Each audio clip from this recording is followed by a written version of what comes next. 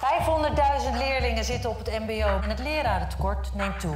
En daarom, die aanpak van het lerarentekort is voor dit kabinet een topprioriteit. Dus de komende 3 weken gaat de kinderopvang en de scholen gaan dicht. Studenten en docenten moeten dus maar het beste van zien te maken. Flexibel zijn en creatief zijn met online lesgeven. Als één sector in de afgelopen 6 maanden heeft laten zien hoe cruciaal die is voor Nederland, dan is het wel de mbo-sector.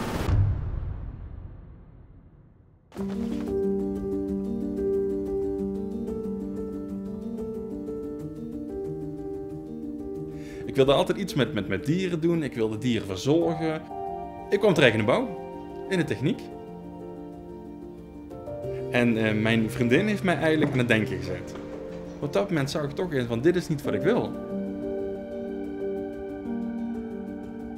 Ja, zij zag denk ik echt wie ik was, wie ik ben en wat ik kon zijn. En had daar ook een bepaald geloof in. En ik heb denk ik ook geluk dat ik wel meer van deze mensen in mijn leven ben tegengekomen.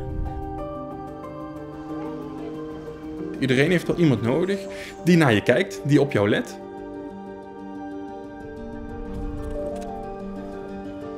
Je wordt getekend door het leven, zeg maar. Hè? En die tekening, ja, dat helpt je ook weer mee in je ontwikkeling. Je bent nooit klaar met leren, nooit klaar met jezelf ontwikkelen.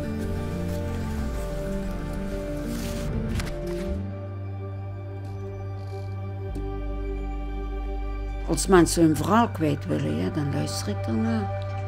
En dat vind ik is ook een heel belangrijk onderdeel binnen je baan.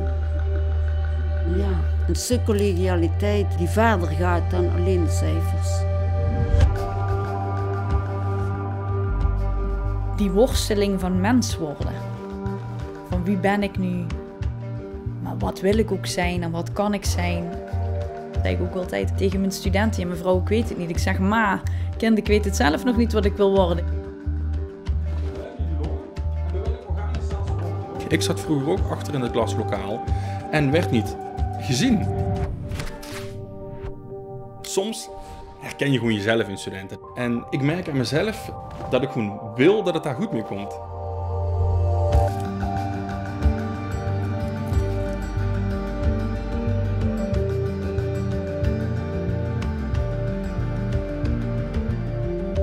Als mensen mij iets vertellen en waar ze zelf geen weg in vinden of niet durven, dan probeer ik ergens voor ze een opening te vinden.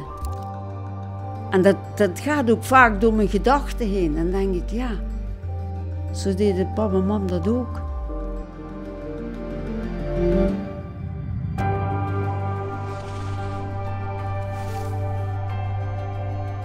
Ja, ik denk dat het onderwijs echt een mindshift nodig heeft. En de docent zou eigenlijk de coach moeten zijn, de navigator, zeg maar, om samen met die student door zijn loopbaan heen te gaan. Ik had dit jaar feedback gekregen van een student. Die had aangegeven, meneer Haaks heeft mij bij biologie een stapje verder laten komen, maar ook in mijn persoonlijke leven. Ja, dat is gewoon geweldig om te horen, daar groei je gewoon echt van en daar doe je het voor.